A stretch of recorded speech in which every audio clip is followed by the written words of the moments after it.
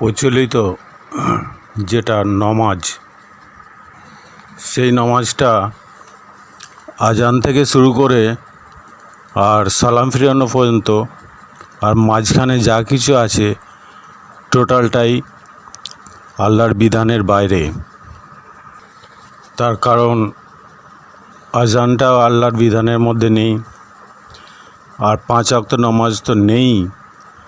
আর এছাড়াও যে সমস্ত তসবিহগুলো করা হয় নামাজের মধ্যে, সেগুলোও আল্লাহর বিধানের মধ্যে নেই। আর দ্বিতীয় কথা হচ্ছে যে সালাম ফিরানোর আগে যে দরুদগুলো পাঠ করানো হয়, সেই দরুদগুলো আল্লাহর বিধানের বাইরে। কিন্তু আলেম মাওলানারা, মোল্লারা এগুলো বলে যে আল্লাহর বিধান থেকে এসেছে, কিন্তু অ্যাকচুয়ালি এগুলো আল্লাহর বিধান থেকে আসেনি। আমি আগের ভিডিওতে বলে দিয়েছি আল্লাহর বিধান থেকে এগুলো আসেনি। আর এটা আল্লাহর নাম দিয়ে যে চালাচ্ছে, যার মতবাদটাকে আল্লাহর বিধান দিয়ে চালাচ্ছে, তাকে আল্লাহর জায়গায় রেখে বসিয়ে শিরক করছে।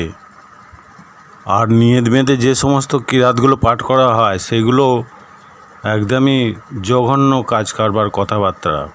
সেখানে আল্লাহর সামনে দাঁড়িয়ে নিয়ত বেঁধে আল্লাহকেই আবার বলছে, যেমন সূরা ফালাক, বলো আমি আশ্রয় চাইছি, আশ্রয় গ্রহণ করছি প্রভাতের স্রষ্টার, বলো বলছে, আল্লাহকে বলছে বলো। আরও কিছু আছে, আমি বেশি বড় করছি না, ছোট করেই বলছি। আবার সূরা ইখলাসেও সে একই কথা বলছে যে বলো তিনি আল্লাহ। কাকে বলছে? বলো তিনি আল্লাহ, আল্লাহকে বলছে দাঁড়িয়ে সামনে। আবার সূরা কাউসারে বলছে আমি অবশ্যই আপনাকে কাউসার দান করেছি, অর্থাৎ অনন্ত কল্যাণ। এটাও আল্লাহর সামনে দাঁড়িয়ে আল্লাহকেই বলা হচ্ছে। সূরা আল্লাহকে 1 নম্বর আয়াতে বলছে পড়ুন, আল্লাহকে বলছে পড়ুন আপনার পালনকর্তার নামে, যিনি আপনাকে সৃষ্টি করেছে পড়ুন বলছে। কাকে বলছে? আল্লাহকে। তো এই 5 ওয়াক্ত নামাজ নবীয়ত পাওয়ার পরে মিরাজ থেকে নিয়ে এসেছিলেন নবী মুহাম্মদ, সেটা হচ্ছে 50 ওয়াক্ত নামাজ। কত বড় কষ্টদায়ক, আল্লাহর বান্দার জন্য কত বড় কষ্টদায়ক। আল্লাহ স্বয়ং নিজে কি জানতেন না যে এত কষ্ট করতে পারবে না? প্রত্যেক 28 মিনিট অন্তর যদি নামাজ হয়, তাহলে 1 ওয়াক্ত নামাজ পড়তে গেলে পরে কতক্ষণ সময় লাগে এটা খেয়াল রাখতে হবে। 28 মিনিট অন্তর যদি নামাজ হয়, তাহলে মসজিদ থেকে মানুষ বেরোতেই পারবে না, খাওয়া দাওয়া বা খাবারের দ্রব্যাদি জোগাড় করার সুযোগটাই সে পাবে না। আর অন্য কিছু চান করা, আরও কিছু সাংসারিক দ্রব্যাদি হাট বাজার থেকে নিয়ে আসা, এর তো কোনো সুযোগই পাবে না। এগুলো পুরোপুরি কোরআন বিরোধী। কারণ কোরআনের মধ্যে আল্লাহ স্বয়ং ডাইরেক্ট নিজে রচনা করেছেন। সূরা বাকারায় 286 নম্বর আয়াতে বলছে, আল্লাহ বলছেন যে আল্লাহ কোনো মানুষকে তার সাধ্যের বাইরে কোনো বোঝা চাপিয়ে দেন না। তাহলে 28 মিনিট যদি অন্তর যদি নামাজ হয়, এটা বোঝাটা সাধ্যের বাইরে হচ্ছে না সাধ্যের ভিতরে হচ্ছে? আপনারা বিচার করে বলুন। আবার সূরা ইউনূসের 44 নম্বর আয়াতে বলছে যে আল্লাহ জুলুম করে না মানুষের উপর। তাহলে আল্লাহ যদি মানুষের উপর জুলুম না করে, তাহলে 50 ওয়াক্ত নামাজ কীভাবে পাঠাতে পারেন তিনি? অ্যাকচুয়ালি সলা শব্দের অর্থটা হচ্ছে, যেটা হচ্ছে ফোকাস, অর্থাৎ একটা মানুষের প্রতি তার শুভ কামনার জন্য, সে শান্তিতে থাকার জন্য, সুখে থাকার জন্য তার প্রতি দৃষ্টি নিক্ষেপ করা বা খেয়াল রাখা, সেটা হচ্ছে নামাজ।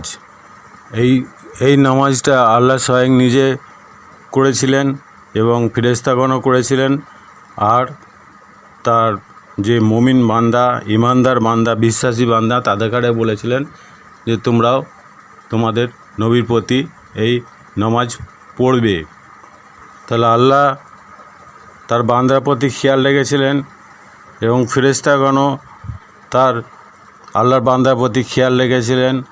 আর মুমিনগণ, তোমরাও নবীর জন্য তার মানে কোনো রকম অশান্তি বা কোনো রকম সমস্যা যাতে না হয়, তার জন্য তোমরাও নবীর তরে খেয়াল রাখবে। এই খেয়াল রাখা, এটা কোথায় আছে? সূরা আহজাব 56 নম্বর আয়াতে। তো এই ফোকাস করা বা খেয়াল রাখার বিষয়টাকে ওরা অন্যভাবে নিয়ে গিয়ে নামাজ সৃষ্টি করেছে।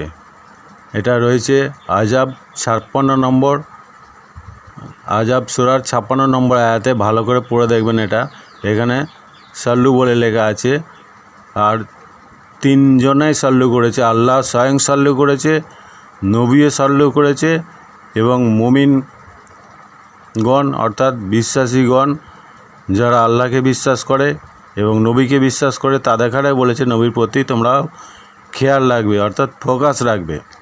সেইটাকে ঘুরিয়ে নামাজ বানিয়ে দিয়েছে। আবার আল্লাহর নবীকে ডাইরেক্ট আল্লাহ বলেছেন যে তুমিও খেয়াল রাখবে। সেটা হচ্ছে সূরা তওবা 103 নম্বর আয়াতে। তাদের মালামাল থেকে জাকাত গ্রহণ করো যাতে তুমি সেগুলোকে পবিত্র করতে এবং সেগুলোকে বরকতময় করতে পারো, এবং এর মাধ্যমে আর তুমি তাদের জন্য খেয়াল রাখবে, ফোকাস রাখবে। নিঃসন্দেহে তোমার খেয়াল এবং ফোকাস তাদের জন্য সান্ত্বনাস্বরূপ। বস্তুত আল্লাহ সব কিছু জানেন এবং শোনেন, সেটাকে নামাজ বানিয়েছে। তাহলে আল্লাহর রসুলও তাহলে তার মানে উম্মতের জন্য সলা করেছেন, সেটা হচ্ছে খেয়াল রেখেছেন। সূরা আহজাবে 43 নম্বর আয়াতে সেই একই কথা, যে স্বয়ং আল্লাহ তোমাদের প্রতি রহমতের তরে সলা করেছেন, অর্থাৎ খেয়াল রেখেছেন। তার ফেরেশতাগণও রহমতের তরে সেই সলা করেছেন। সেটা এই কারণে যে অন্ধকার থেকে তোমাদের আলোতে বের করে আনার জন্য। তিনি মুমিনদের জন্য পরম দয়ালু। তাহলে আল্লাহ আবার এখানেও আবার খেয়াল করেছেন, ফোকাস করেছেন, এবং তার ফেরেশতাগণও রহমতের জন্য তার মুমিন বান্দা, আল্লাহর যে বান্দা তার প্রতি ফোকাস করেছেন, অর্থাৎ খেয়াল রেখেছেন।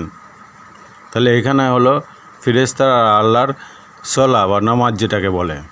তাহলে এইগুলোকে বিকৃত করে যে নামাজ নামে একটা যেটা প্রচলিত নামাজ, সেই নামাজ যেটা করছে আল্লাহর নাম দিয়ে, এগুলো পুরোপুরি শিরক হচ্ছে।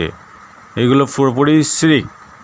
আজানের যতগুলো ওয়ার্ড আছে, শব্দ আছে, এই শব্দগুলো কোরআনের মধ্যে কোথাও নেই। আল্লাহর সঙ্গে, আল্লাহর ঘরে, আল্লাহর সঙ্গে অন্য কারোর নাম জোড়া যাবে না। সেটা সূরা জিন 18 নম্বর আয়াতেও আল্লাহ স্পষ্টভাবে ব্যক্ত করে দিয়েছেন যে মসজিদ সমূহ আল্লাহ তাআলাকে স্মরণ করার জন্য। অতএব তোমরা আল্লাহ তাআলার সাথে কাউকে ডেকো না। কিন্তু আল্লাহ তাআলার সঙ্গে কাউকে ডেকো না বারণ করা সত্ত্বেও ডাকছে। আজান দিতে গিয়ে বলছে লা ইলাহা ইল্লাল্লাহ মুহাম্মাদুর রাসূলুল্লাহ।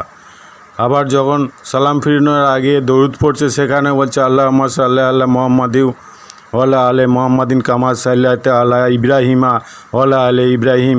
ইব্রাহিম আর মোহাম্মদ দুজনকেই ডাকছে। তাহলে এই সূরা জিনের আয়াতটাকে এরা লাথি মেরে দিয়ে নিজেরাই শিরক করছে, কিন্তু আল্লাহ এই শিরকের গুনাহ মাফ করবে না। বলছে এগুলো আল্লাহর বিধিবিধান, মিথ্যা করে বলছে। আল্লাহ ছোটোখাটো গুনাহগুলোকে অপরাধ করলে পরে বা গুনাহ করলে সেগুলোকে ক্ষমা করে দেন, কিন্তু আল্লাহর সঙ্গে যদি কাউকে শরিক করা হয় বা শিরিক করা হয়, সেই গুনাহগুলো আল্লাহ কোনো দিনই ক্ষমা করবেন না। এটা আল্লাহ সূরা নিসাতে স্পষ্ট করে দিয়েছেন। আরও অন্য জায়গায় করেছেন, আমি বলছি সূরা নিসায় 116 নম্বর আয়াতে আল্লাহ বলছেন যে নিশ্চয় আল্লাহ তাকে ক্ষমা করবেন না যে তার সাথে কাউকে শরিক করে। আল্লাহ তাকে ক্ষমা করবেন না, নিশ্চয় আল্লাহর তার সাথে যে আল্লাহকে মানে জুড়বে, অর্থাৎ শিরক করবে, শরিক করবে, এছাড়া তিনি যা ইচ্ছা ক্ষমা করেন। আর আল্লাহর সাথে যে শরিক করে সে সুদূর বিভ্রান্তিতে পতিত হয়। আবার সূরা ইউনুসে 106 নম্বর আয়াতে আল্লাহ বলছেন, মানে দুঃখ করে, যে অনেক মানুষ আল্লাহর প্রতি বিশ্বাস স্থাপন করে। অনেক মানুষ আছে যারা আল্লাহর প্রতি বিশ্বাস স্থাপন করে, কিন্তু সাথে সাথে শিরকও করে। এটা তো আমার বাপের ঘরের লেখা না, এটা আল্লাহ স্বয়ং ডাইরেক্ট কোরআনে রচনা করেছেন। সেইগুলোকে বুঝতে হবে, ভাবতে হবে এবং ভয় পেতে হবে যে শিরকের গুনাহ আল্লাহ মাফ করবে না। প্রত্যেকটা মানুষ যে যেটা কর্ম করবে, সে ভালো কর্ম মন্দ কর্ম যাই হোক না কেন, সেই কর্মের ফল তাকে প্রত্যেকটা মানুষকে দেওয়া হবে। তাহলে এবার এই সালাম দেওয়া, দরুদ পাঠ করা, এইগুলো পড়লে কিন্তু কেউ কারোর কিচ্ছু উদ্ধার করতে পারবে না, তার নেকি গুনাহ কোনোদিনই করতে পারবে না উদ্ধার করতে।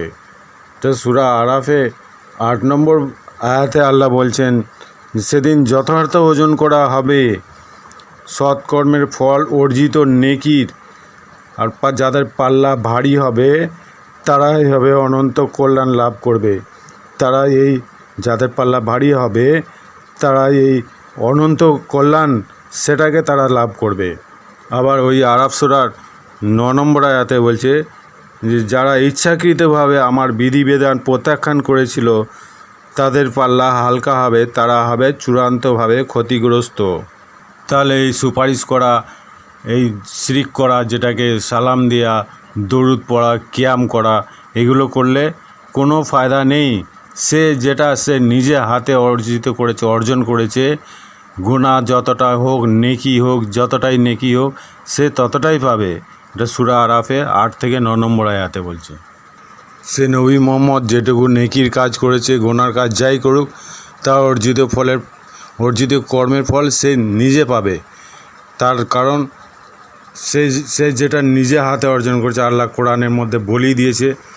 আর তারপরেও যদি এবার সব নবীর ক্ষেত্রে আলাইহিসসালাম, ইব্রাহিম আলাইহিসসালাম, দাউদ আলাইহিসসালাম, ইউসুফ আলাইহিসসালাম, আদম আলাইহিসসালাম, তাহলে সব কটা আলাইহিসসালাম। আর মুহাম্মদের বেলায় মুহাম্মদ সাল্লাল্লাহু আলাইহি সাল্লাম, এই সাল্লাল্লাহু কথাটা জুড়ে দিয়েছে। এইগুলো কত রকম খ্যাপমা। তাহলে সপ্তম আসমান থেকে, প্রথম থেকে সপ্তম আসমানের সব নবীরা এক একটা আসমান জুড়ে বসে আছে। তাহলে এই নবী কী করবে? কবরে শুয়ে শুয়ে তার উম্মতেরা পাঠ করছে মুহাম্মদুর রাসূলুল্লাহ সাল্লাল্লাহু আলাইহি সাল্লাম, ইয়া নবী সালাম আলাইকা, ইয়া হাবিব সালাম আলাইকা। আর সেই বক্তব্যগুলো ফেরেশতারা স্বর্ণের কলম দিয়ে লিখে লিপিবদ্ধ করে নবীর সামনে নিয়ে গিয়ে হাজির করবেন। এটা হাদিসের কথা আমি বলছি। স্বর্ণের কলম দিয়ে লিখে রচনা করে নবীর সামনে নিয়ে গিয়ে হাজির করবেন, আর নবী সেটাকে পাঠ করবেন। আর পাঠ করার পরে সে তখন উত্তর দেবেন কি, ওয়ালাইকুম আসসালাম। একটা জিনিস ভাবতে হবে যে অ্যাট এ টাইম, একই সময়ের মধ্যে সারা বিশ্বের লক্ষ লক্ষ লোক নবীকে সালাম জানাচ্ছে। একই সময়ের মধ্যে লক্ষ লক্ষ লোক সালাম জানাচ্ছে তাকে, সাল্লাল্লাহু আলাইহি সাল্লাম বলছে, ইয়া নবী সালাম আলাইকা বলছে। তাহলে এই একই টাইমের মধ্যে সেই স্বর্ণের লেখাটা কখন পড়বে আর কখনই তার জবাব দেবে? এইগুলো কি মুমকিন না নামুমকিন, সম্ভব না অসম্ভব? আমি এটা প্রশ্ন করছি আপনাদের কাছে। আর আসমানে তো তার কোনো ঠাঁই নেই, কারণ সব আসমানগুলো তো জুড়ে আছে। ইদ্রিস থেকে, ঈসা থেকে, আর মুসা থেকে, আদম থেকে, সব কটা জুড়ে আছে এক একটা আসমান। সেখানে তো তার কোনো জায়গা স্থান নেই। সে শুধু কবরে শুয়ে শুয়ে ওয়ালাইকুম সালাম ওয়ালাইকুম সালাম সারা দিন রাত 24 ঘন্টা ওইটাই তার ডিউটি দিয়েছে নাকি আল্লাহ? এগুলো সব গেঁজাখড়ি কথা। এগুলোকে বুঝুন এবং মানুন এবং ভালোভাবে কোরআনটাকে পড়ুন, অনুধাবন করুন। আমি যে আয়াতগুলো বলছি এগুলোকে বুঝতে হবে, মনোযোগ দিয়ে বুঝতে হবে, তবেই জান্নাতটা ওই 5 ওয়াক্ত নামাজ পড়লি যে জান্নাতের চাবির কাঠি শান দিয়ে পেয়ে যাবে, অমনি পকেট থেকে বার করে জান্নাত খুলে ফেলবে। আর সারা জীবন জোয়ান বয়সে নারীর আরাধনা করবে। আর রাতে যখন বুড়ো হয়ে যাবে তখনও সেই রাতের তাহাজ্জুদ পড়ছে, ফজর পড়ছে, ঈশা পড়ছে, জোহর পড়ছে, আসর পড়ছে, সব কিছু পড়ছে। কিন্তু নামাজের স্বর অতি ক্ষীণও করো না আর অতি উচ্চও করো না, মধ্যবর্তী শব্দ বা আওয়াজ উচ্চারণ করবে যাতে করে মুসল্লিরা শুনতে পায়। কিন্তু এখানে 2টো নামাজের আওয়াজ জোর হচ্ছে, 3টে নামাজের আওয়াজ আসতে হচ্ছে। মুসল্লিরা কোনো প্রতিবাদ করে না এখানে। আল্লাহ তো কোরআনের বলে দিয়েছে এই কথাগুলো। তো এই লাওয়াল হাদিসের শ্রোতাগুলোকে, লাওয়াল হাদিসের আমল কারনেওয়ালাগুলোকে আমি সাবধান করে দিচ্ছি, যারা লাওয়াল হাদিস অর্থাৎ আল্লাহ ছাড়া ইবলিস যে রচনা করেছে, যে ইবলিস বললে ভুল হবে, অত্যাচারী বলে লিখেছে যে আমি অতি শীঘ্রই আল্লাহ যেমন রচনা করেছে আমি রচনা করে দেখাবো। এটা আমার পিছনে ভিডিওতে শুনবেন, বুঝতে পারবেন। সেই রচনাগুলোকে যারা আমল করে তাদের যে জাহান্নাম, সেই জাহান্নামটাকে ভয় খাওয়া দরকার। আমি সাবধান করে দিচ্ছি, শিরক থেকে বাঁচুন এবং জাহান্নাম থেকে রক্ষা পান।